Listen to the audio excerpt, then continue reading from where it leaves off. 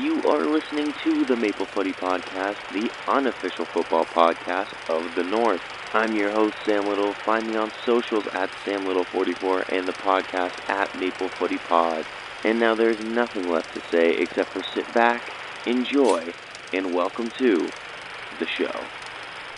Hello, yes, welcome back to the Maple Footy Podcast, and just want to give a quick shout out here. We've been marketing the podcast a lot more on socials now, and I just wanted to say thank you to my sister, who has been helping me out a lot in that aspect. This has been a one-man operation for the duration of the podcast, but she has now started helping me out a lot there. So if you are one of the new people that have come to listen from said posts, if you need any marketing help at all, hit her up, Grace Little 77 on Instagram. From there, I'm sure you can get her email and whatnot. But yeah, I just wanted to say thank you very much. It's been a lot of fun.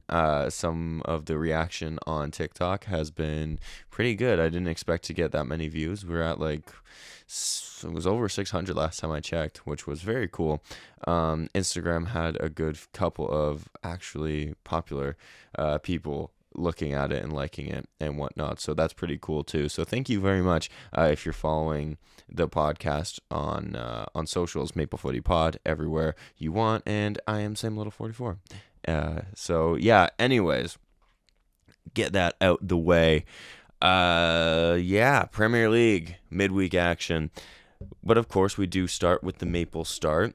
Not a whole ton to kind of cover here, just because there hasn't been a lot of gap in between games for a lot of our Canadian internationals. But we will still start how we always start, of course. So first, congratulations to our women's international team who won the Pinnater Cup. Obviously, that's not like the top prize in the game for our women, but definitely still a nice little trophy to put into the cabinet. And definitely, I think for me, what was most important here was Casey Stoney picking and playing some different players, which she did in fact do, given that this was her first time with our national team. So I think that for me was more important than the actual win itself. The ladies looked real good out there. They looked rejuvenated a little bit. Sometimes with a new manager, new coach, you kind of get that, and I think that really was kind of the vibe in and around the camp this window. So definitely a big congrats to them for bringing that home. Hopefully it's not the last international trophy that we win this year. I'm talking about a Gold Cup. I'm talking about a Nations League. Yeah, that's what I'm talking about. But yes, anyways, with more women news, Adriana Leon has signed for San Diego in America. So congratulations to her. She spent a lot of her time, her professional career so far in England, so it'll be nice to see her kind of come closer to home at least. And I have no doubt that she will smash it. She's going to do great. She's a great player. She's always great for Canada. Gives her all, gives 110, and is capable of some very magical moments on the pitch. So definitely congratulations to her. And some Halifax Wanderers news, actually. I saw on their socials last night, they have set up some very nice friendlies before the season starts. Ipswich, Norwich, and Fulham, all friendlies that they have set up. I think that's friggin' massive, honestly, if we're being legit, guys. I think that's pretty sick. So it'll be a great experience for those boys. I'm excited to see what other clubs kind of announce some more games of similar ilk there.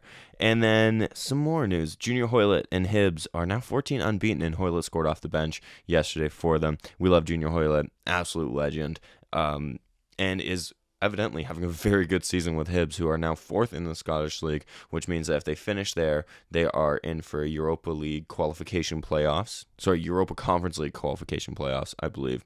And yeah, so it'd be nice to see Hoylett potentially in a European competition next season, but let's not get too ahead of ourselves. Still a little bit of season left. But yeah, definitely on the right track for Hibs, especially after quite the shaky start to the season. Definitely a great way to bounce back.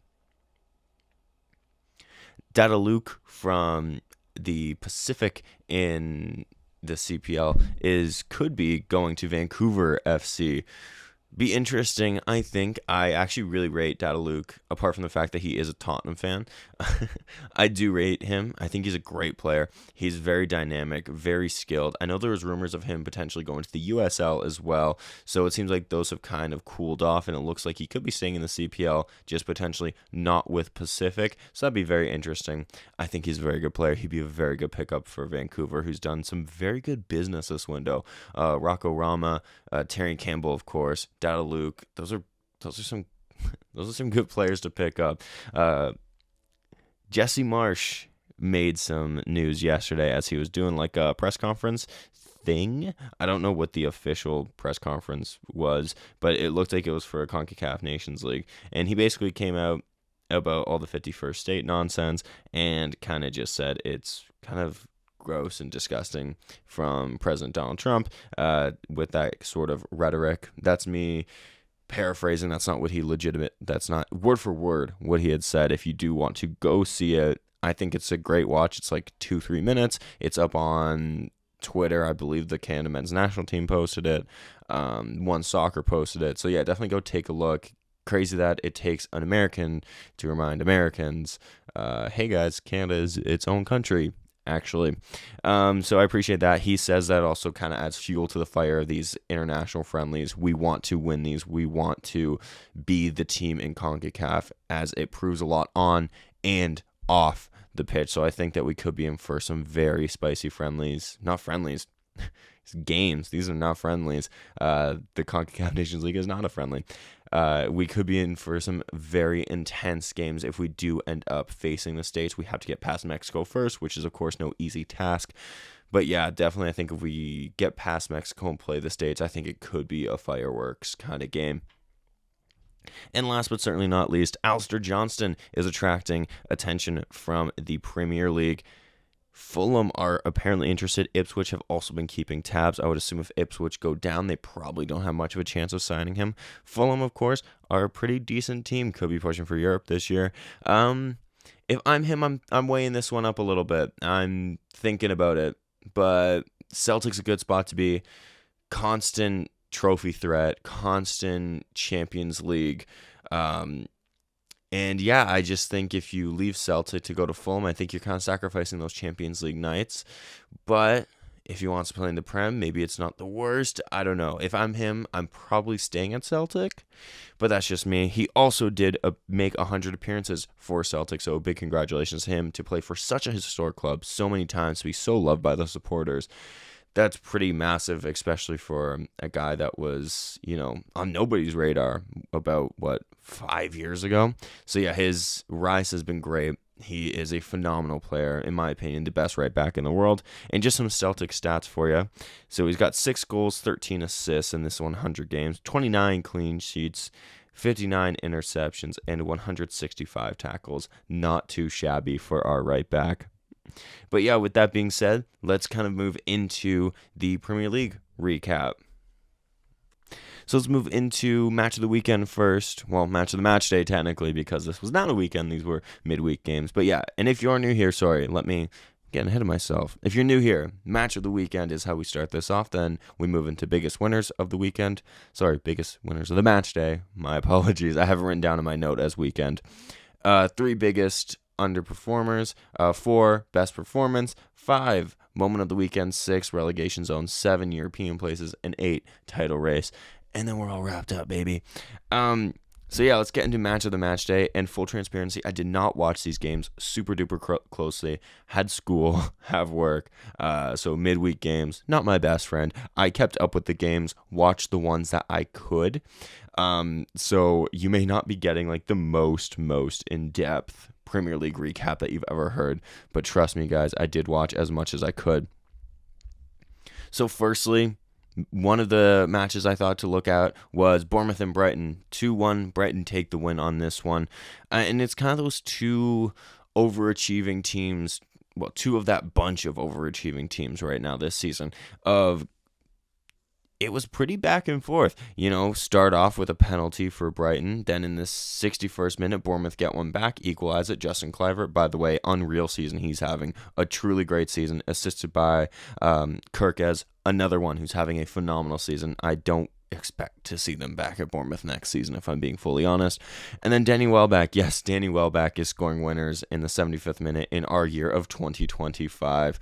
He is also having a good season. Brighton have truly rejuvenated his career at the age of 34? Yeah, he's 34, literally. So, yeah, he knows how to score goals. He scores goals. And with Brighton, it really feels like he's been rejuvenated. Now he has scored as many goals for Brighton as he has for Arsenal. He has scored more goals for Brighton than he has for Manchester United. Has also played more for Brighton than he did for both Arsenal and Manchester United, the two clubs that he is probably best known for playing at. So very interesting how that kind of works, how later in his career he's kind of found a new level, I would say. So yeah, he's definitely enjoying a good season, definitely enjoying a good spell with Brighton. But yeah, definitely a back and forth game here between two sides that are exciting to watch, especially Bournemouth. We all know that Bournemouth are like the neutrals pick to watch. Like if your team's not on a Saturday or a Sunday, or team's already played or they haven't played yet, and Bournemouth's on, you're probably going to watch Bournemouth.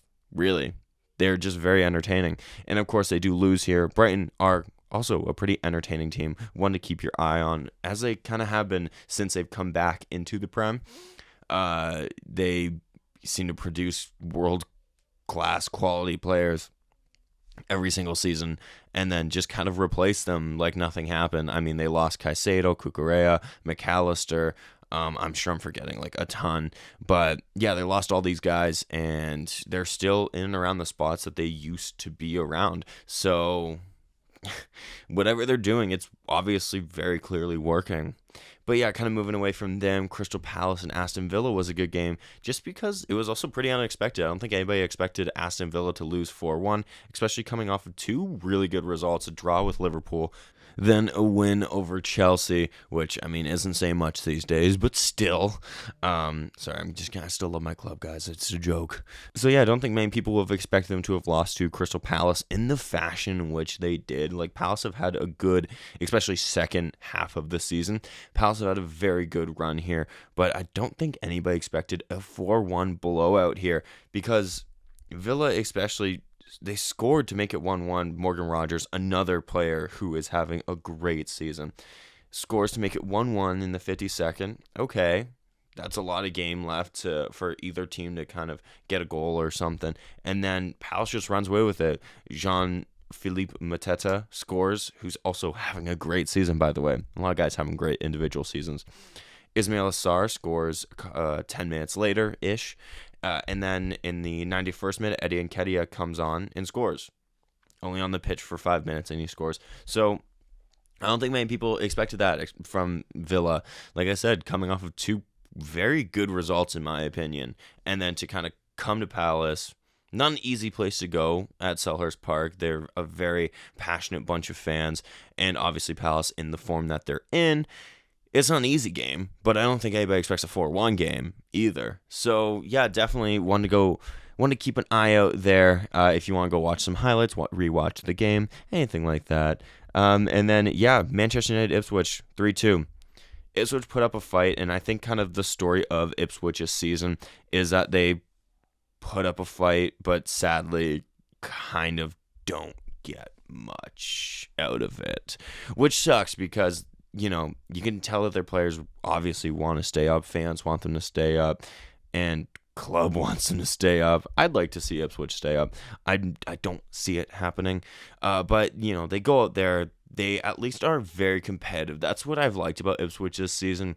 They've been competitive, whereas with like Leicester and Southampton, they have not been competitive. But the problem is, at a certain point, you need to adapt to the Premier League because it's different playing in the Prem that is the Championship. And I know easier said than done, obviously, but they've struggled to adapt and have stuck playing the ways that have been successful for them at a, all due respect, lower level to the Premier League. And now it's not working in the Premier League, but they're still persisting with it. And I think in the end, it's what's going to cost them. Now, there is respect to that, in my opinion, of like, you know what, at least you went out on your sword. But at the same time, it's like, but you still went out.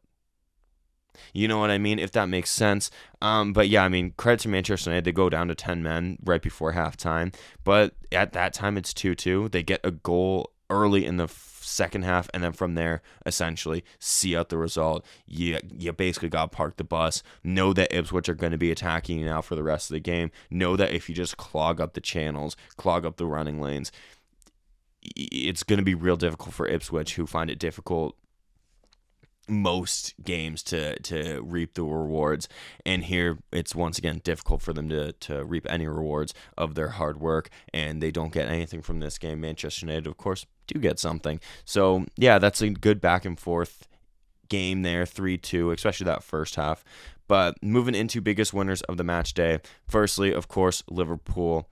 I'm just gonna rename this for the rest of the season the Liverpool segment, because no matter what, they win. And here it was smooth sailing. Newcastle are going to have to hope that they perform a lot better in the League Cup final, the Carabao Cup final, if they want any chance, because this was a one-sided affair. It just was. Liverpool showed up, got the job done in the first 10 minutes, got the first goal. From there, it never really looked like they were in much danger.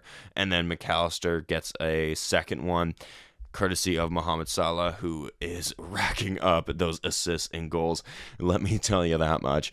And then, 2-0 at Anfield. You're probably not coming back from that. Newcastle don't. And that's kind of it. Like, Liverpool are now 21 points away from winning the league. Any team that has had this lead at this time in the season has not lost the league since 97?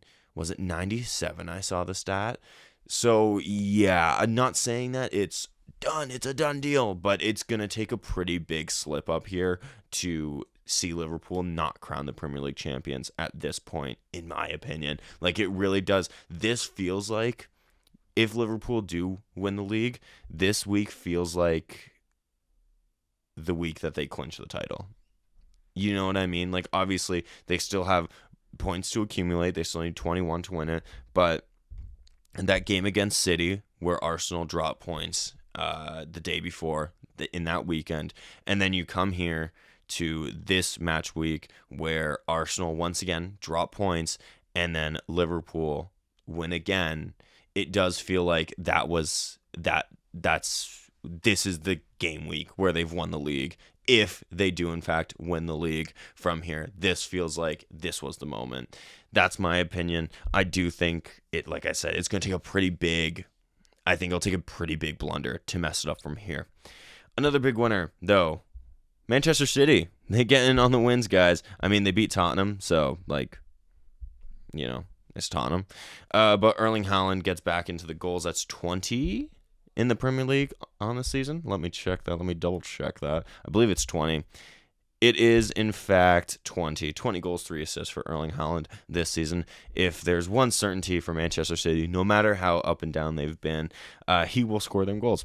And that's what he does here. So he scores them goals. Ederson saves the goals, had a pretty big game. I thought Tottenham weren't terrible on the day, I don't think. That's me saying that too, and I'm harsh on Tottenham. I actually don't think they were awful, really. Don't shoot me. They just couldn't get the ball in the back of the net because Ederson was having a good game. They're wasteful at times, as all teams are. But yeah, Ederson had a very good game, so it was very difficult for Tottenham to really get much of anything. And finally, my other biggest winner, Chelsea, just because, my goodness, they friggin' won, finally. Yes, they did beat last in the table, Southampton, but I don't care. I'm putting them in here. It's my segment. It's my show. I'll put them in here if I want to put them in here. But yeah, Enzo Fernandez I thought was tremendous on the day. This won't be the last time I talk about Enzo Fernandez during this podcast. Spoiler alert. But yeah, I mean, it like, all seriousness, you expect Chelsea to win this, but my goodness, thank you that they did in fact win this. So let's move into biggest underperformers. We're going to start back in that title race. Arsenal. Yeah, I mean, don't get me wrong. Nottingham Forest are a hard team to play. Like, they are having a very good season. But you drop points on the weekend, Liverpool capitalized. And then you drop points here, and Liverpool win. As I was saying, for Liverpool, this feels like it could be the week that they unofficially, if that makes sense, won the league. This feels like the week that it could have been that Arsenal lost the league unofficially, officially. I think they lost the league in the transfer window. They did not strengthen. Not that Liverpool strengthened, but Arsenal had glaring weaknesses and issues that were not addressed in the transfer window that are now coming back to bite them. Obviously, you can't account for people going out injured, but you also have to plan that there will most likely be injuries. This is elite level competition, and you already had people out injured in January. Now you have even more people out injured after the window's closed. I just think it's poor planning, it's poor management, and in the end, I think it has cost them. Once again, it's not over, so there could be a big comeback here, but it's going to take a big comeback, like a real big comeback. So yeah, I have to put them here in underperformers. Like, not even in the context of this game, honestly, because like I said, Nottingham Forest, they're not an easy team. They're third in the league. Like, they're behind Arsenal, just behind Arsenal. So it's not like it was like, you didn't get the job done against the last place team. You just didn't get the job done against the third place team. But in the context of the season, it's a massive loss, I think. Although it's a draw, it's a massive loss. Another big-time underperformer, you have to put in Aston Villa. I already kind of touched upon them. After very good stretch of games, you then just kind of, you just get totally undone. Okay. Like, I mean, it happens, but especially in a team that is kind of trying to push for Europe, you can't be afforded now to be dropping points. So I've got to put you here. Another underwhelmer, I will say, is Bournemouth, really for the same reasons as Villa. They've been very good this season, and now you don't want to see them start crumbling now, just because you're pushing for Europe. You're Bournemouth. You could get into Europe for, I think that would be the first time ever, right? I mean, I can't recall them ever being in Europe in their 10-ish years in the Premier League. Correct me if I'm wrong, please. But, yeah, and then last one, another team that I've also talked about, Newcastle. Just because there was no desire, no really will to win on this one. It was kind of like, we don't want to show them our hand before the Carabao Cup final, so we want to keep it like low key. And I don't know if that was the game plan. I don't know what the game plan was. It really didn't appear like they had a game plan.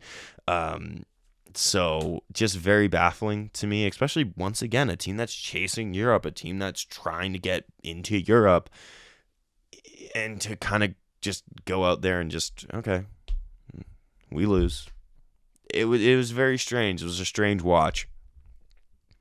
But moving into best performance, I am going to say Enzo Fernandez here, just because I want to give him some flowers that I probably haven't given him enough of this season. Beside Moises Caicedo, he's been Chelsea's most consistent player this whole season. So I just want to shout him out here. I know it was against Southampton, but he ran the show, and he's had some very good performances recently, really all season. He's had some off games, of course, but he's had a bunch of good performances all season. This has been his best season, in my opinion, in a Chelsea shirt. I know that's only 2.5 seasons, but still, of the 2.5, this has been his best one. You can tell how much he cares, how well he wants to do. I believe I mentioned last episode how much he cared after the Villa loss, knowing he let the fans down, knowing the team's letting the fans down, I should say. He's crying, applauding them, thanking them for traveling to Villa Park. And yeah, I think I just want to give him a quick little yes, like, he's had a very good season, and this game he was phenomenal. He ran the show. As I did say, it was against Southampton, but still, you can only beat what's in front of you, and I think he was phenomenal. Another performer, Ederson, as I kind of touched upon, he had a great game, saving a lot on the day. Tottenham fans will probably be extremely frustrated that they're not walking away with at least a point, and I think that a lot of that is down to how good Ederson was. I thought he was very good, and that's what you need, right? When you're trying to get Europe or a title or whatnot, you need a class goalkeeper that can bail you out sometimes, and that's what Manchester City have. That's what Liverpool has. And that can be the difference sometimes between a win and a loss, as it was on the day here. One final one, Harry Maguire. He scores the inevitable winner for Manchester United, but I thought defensively he was very good for them on the day against Ipswich. Really tried to stop as much as he could, and evidently he did succeed, especially in that second half when they needed players to step up, being down 10 men. He did. Credit to Harry Maguire. He has had a very good season, I think. And I know there's a lot of harsh critics out there about Harry Maguire. I am one of them, honestly. Just because the transfer fee is insane for the player that they have gotten. But this season, he's probably been one of their best performers. He's been definitely their best center back. I was going to say defender, but Mazraoui has had a very good season. So he's been a top 2 defender for them. And yeah, I mean, kind of like Enzo Fernandez, just want to give him his flowers here because I think he's had a good season and had a very good game here. Basically won them the game on both ends of the pitch, whether he was defending or getting the goal, being the center forward they needed. He was the center forward and the center back. And yeah, I mean, just wanted to give him some credit there because, he's a guy that gets a lot of flack and, quick to judge, but not quick to give them credit. So let's give him some credit. I thought he had a good match week. And then, of course, just performance as well. Liverpool as a whole, it was like men against boys, honestly. Like just that whole team. But if I want to single someone out, Alexis McAllister, kind of like Enzo and Maguire, I just haven't given him his flowers this season. He's had a phenomenal season, hasn't he? He's running the show at Anfield, isn't he? Like, genuinely, you could honestly make a case that he's been their best player this season. Like, and I know, like, Sam, that's crazy. Look at what Salah's doing, even Gravenberch, Van Dijk. You could genuinely make a case that Alexis McAllister has been their best player this season, really. Gets his goal and just runs the show. He's such a good midfielder. He knows what to do. He knows where to be. He knows how to create space, chances. He can stop the flow of a game for the other team so well too. So yeah, no, just Alexis McAllister as well. This was like the winners of the match day of guys that like I just haven't given credit to throughout the season. So yeah, all those guys have definitely had very good seasons and had a very good match day. Moment of the match day, I mean, it has to be Chelsea winning. I've waited so long, it feels. But yeah, no, seriously. One of the moments of the match day, probably Danny Welbeck's 75th minute winner against Bournemouth. Another cool moment was Ryan Sessegnon scoring in before minute 1 for Fulham. He scored in less than 60 seconds for Fulham against Wolves. So that's just pretty cool, honestly. You go from lining up, getting ready, you're probably still just getting warmed up, and then all of a sudden you're celebrating a goal. Crazy. But yeah, no, I have to give it to him. And Ryan Sessegnon, one of those players that's kind of flown under the radar for a lot of years, but yeah, now back at Fulham, back at the place that he succeeded most in his career. And obviously it works if you're scoring literally less than 60 seconds into a match. So yeah, those are my couple moments of the match day. Apologies, those are usually like a lot. Like I usually give a couple of moments, but like I was just doing school and doing radio shows and whatnot, and just didn't get to keep such a close eye on some of the games as I usually would like to. So moving in though to the relegation zone, each of the relegation teams kind of lost. Yeah, they lost, so they're all kind of about where they were. So yeah, you still have Southampton rooted to the bottom there. Negative 46 goal difference. Oh my gosh, that sucks. And then you have Leicester still above them on 17. Ipswich above them on 17. Still Ipswich lead Leicester by goal difference. Ipswich and Wolves definitely put up the hardest fight this week, as Ipswich of course go blow for blow against Manchester United, and Wolves of course go and a back and forth game as well against Fulham. So yeah, my opinion still hasn't really changed. It feels like these are probably the 3 teams going down. It feels like Wolves have done enough to stay up, but it's only 5 points, so anything can happen, especially with 10-11 games left to go. So yeah, I mean, it could happen. You could see a Great Escape get pulled off, but I don't think so. I think Wolves are pretty safe, if I'm being totally transparent on that. Moving into the European places, of course, a lot of points kind of going all over the place. You got Villa in 10th now, and I know, Sam, you're covering the European spots, and you're starting in 10th. Yeah, when I tell you how close it is, you'll be like, oh, that makes sense. So from Villa in 10th to Forest in third. There's 6 points difference. And with how these teams have all been playing inconsistently throughout the season, 6 points really is not a lot. So not to contradict myself about Wolves being 5 points like ahead of their relegation counterparts and saying that they're probably safe, I'm now saying 6 points right now probably isn't enough to guarantee you Europe, because there's just so much fluctuation in these European spots. It's crazy. But so you got Villa in 10th, who lost badly, Fulham in 9th, who won, Brighton, who won, Bournemouth, who lost to Brighton, Newcastle, who lost, Chelsea, who won, City, who won, Forest, who drew. So it's very hard to predict. I think the top 4 at the moment, there's going to be a lot of shuffling. A lot of these teams who probably deserve to be in a European competition could miss out completely, and they may not even get like Conference League, whereas is that really a bad thing? Like Bournemouth theoretically have had an unreal season, and they could miss out on Europe completely, Forest, who have been in the top 4 for the last couple of months now, could genuinely not be in Champions League next year. It's kind of crazy to think about when you look at it like that.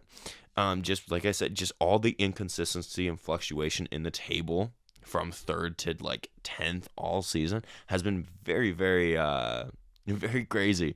Definitely, it's at least very fun and enthralling to watch and see play out, because I don't think there's one member of any fan base in these teams hunting for Europe that's like, yeah, we got it. Like, I really don't. Like, yeah, of course, there's optimistic fans that will blindly say yes, and I'm one of them, baby. I'm one of them. But yeah, like, if you actually rationally think about it, I don't think that there's many people that would be like, we got this, we're good, just because of how unpredictable it truly has been. But moving away from Europe and talking about the title race, I've kind of already given my thoughts on this. Arsenal are 13 points behind Liverpool, and I think that it's over. I do. I know a lot of games left to play, Sam. A lot of points that can still be up for grabs. A lot of slip-ups that can still happen. I honestly don't see it. I really don't. 13 points is a cushy lead to have at this moment. Arsenal are currently not playing great. A lot of injuries, as I have said in the past. I don't use that as a full-on excuse, but it is still a little bit harder, obviously. And Liverpool just grinding out results. They get the wins. They get them, and they just know. You got Salah, Van Dijk, Arnold, Robertson, Alisson, McAllister, who have all won with either Liverpool, or in McAllister's case, he has won the World Cup, which is the greatest trophy to win in the sport. So these guys know a thing or two about winning and seeing it out and getting the work done. And I think that that's kind of what the rest of the season is going to be about for Liverpool. It may not be pretty, but at the end of the day, I think that they now know, okay, we got a good lead here. All points still matter, all games still matter, but we got a good lead here. We have to see this out. And I think that that's what you're going to see for the remainder of the season from Liverpool. And I just think that Arsenal, I think it's just too big of a hill to climb for them at this moment in time, especially with all the outside factors like injuries, like just the point difference, So I really do think that we could be seeing Liverpool lift their second league title in 5 years. So definitely one to still watch, though, and definitely one to still listen to if you're liking Maple Footy. But I think that wraps up this episode. Once again, I do apologize. This doesn't feel like the most in-depth that I've ever gone. Just like I said, other things, right? But thank you so much for listening. There will be no Prem recap from this upcoming weekend, as there is no Prem. They're playing cup games, so I'm gonna not cover the FA Cup. But I will still be posting on the socials, so keep an eye out for that. Once again, Maple Footy Pod and Sim Little 44 to kind of stay up to date with all my stuff. And then we're creeping up on the international break, so that is coming real quick. I'm very excited about that. That'll be another thing for us to cover. I'm looking forward to it. But yeah, that kind of wraps up this Prem recap here. And thank you for listening. If this is your first episode or this is your 59th, 59, that's crazy. 59 less than a year. Oh my goodness, that's wild. But yes, thank you so much. I hope you enjoyed, and stick around for all the fun stuff that we've got planned coming up. And until next time, cheers, everyone. And that was your Maple Footy podcast. Thank you so much for listening. Check my socials for any and all future updates. Remember to support Canadian football, be kind, and until next time, live, laugh, little.